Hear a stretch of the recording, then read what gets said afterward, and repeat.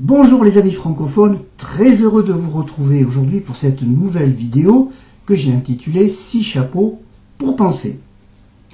Pour cette vidéo, je vais vous lire un document qui va vous permettre de comprendre ce que c'est que cette merveilleuse technique des 6 chapeaux pour penser.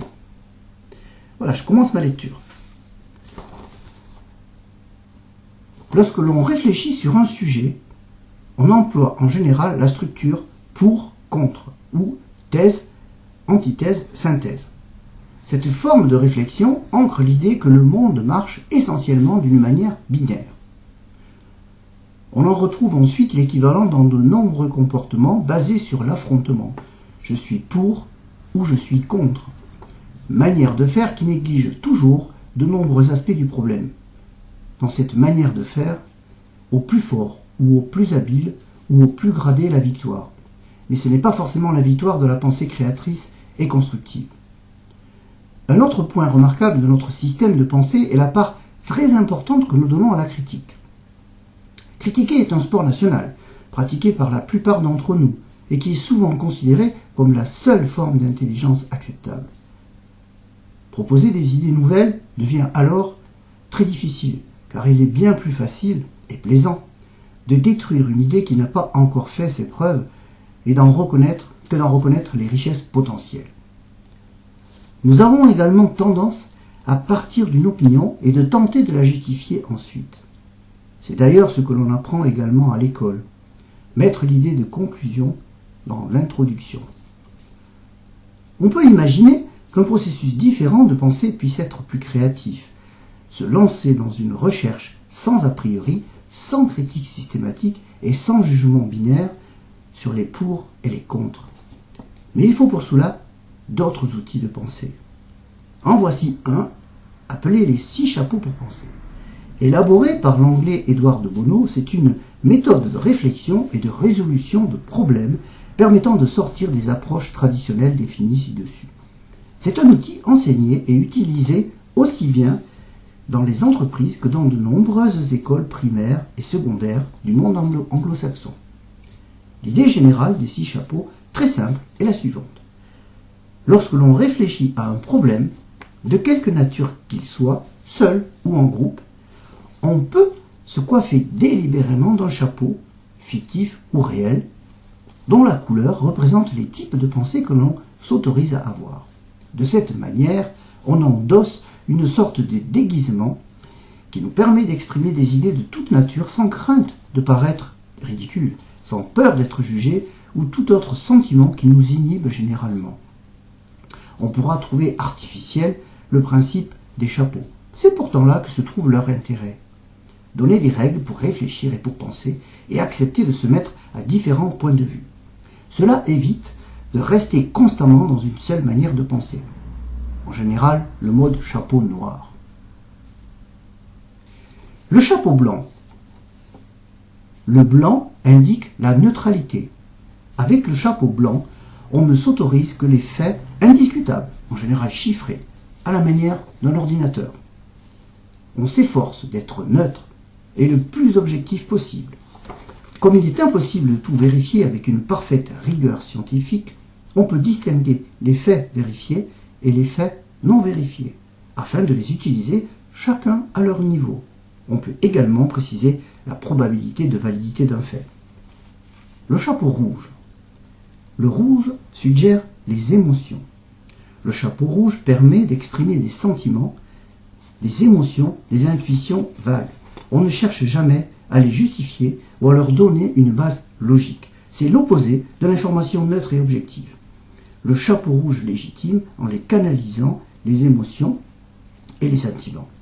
Cela évite qu'ils soient entremêlés avec les faits, les opinions ou les critiques. Le chapeau noir. La couleur noire est négative. Le chapeau noir se concentre uniquement sur ce qui est négatif et logique dans le problème. Le chapeau noir met en évidence ce qui ne va pas, ce qui est incorrect ou erroné, sans passion ou jugement. Il met en évidence les risques et les dangers. Le chapeau noir est négatif, mais elle n'est pas émotionnelle. Les émotions négatives sont pour le chapeau rouge. Le chapeau jaune. Le jaune symbolise le soleil, la clarté, et l'optimisme. Avec le chapeau jaune, on explore les idées d'une manière positive. On cherche à trouver les bénéfices possibles des idées. Du chapeau jaune viennent des propositions concrètes et des suggestions. Il couvre également les rêves, les visions et les espoirs. Le chapeau jaune est lié à l'optimisme. Dans le cas d'idées nouvelles, on doit toujours utiliser le chapeau jaune avant le chapeau noir, car il est toujours plus facile de voir les défauts d'une proposition que ses vertus. Le chapeau vert. Le vert symbolise la créativité, la fertilité, ce qui pousse et grandit. Avec le chapeau vert, on crée des idées de manière parfois surprenante. On propose des solutions, même les plus étonnantes. La pensée décalée est encouragée. Le chapeau bleu. Le bleu symbolise le calme, la maîtrise. C'est également la couleur du ciel qui domine. Le chapeau bleu contrôle les autres chapeaux et leur fonctionnement. Il pose la question de départ, la rectifie en cours de route si nécessaire, relève les excès de tel ou tel chapeau et tire les conclusions. Voilà, pour en savoir plus, vous pouvez vous référer au livre « Les 6 chapeaux de la réflexion » donc d'Édouard de Bonneau, paru aux éditions Erol. Voilà, je souhaitais partager avec vous ce document, donc 6 chapeaux pour penser, parce que effectivement,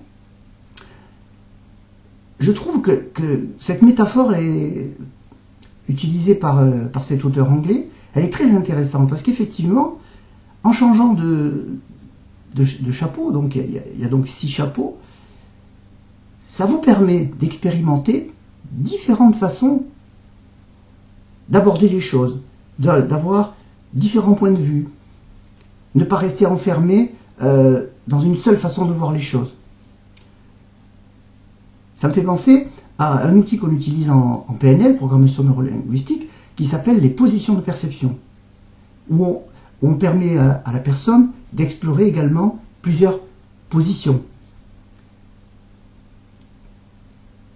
afin de voir les choses sous différents angles. Voilà, je vous invite les amis à tester ces 6 chapeaux pour penser, à le faire de manière ludique, mais vous avez compris que cela peut se faire de manière sérieuse également, puisque cet outil a été proposé et est proposé encore dans les entreprises et dans les écoles. Donc, il y a un aspect à la fois ludique et en même temps très professionnel et très sérieux. Voilà. Ben, je serai heureux de vous retrouver prochainement pour une nouvelle vidéo. Je vous souhaite une excellente journée. Je vous dis à bientôt et ciao!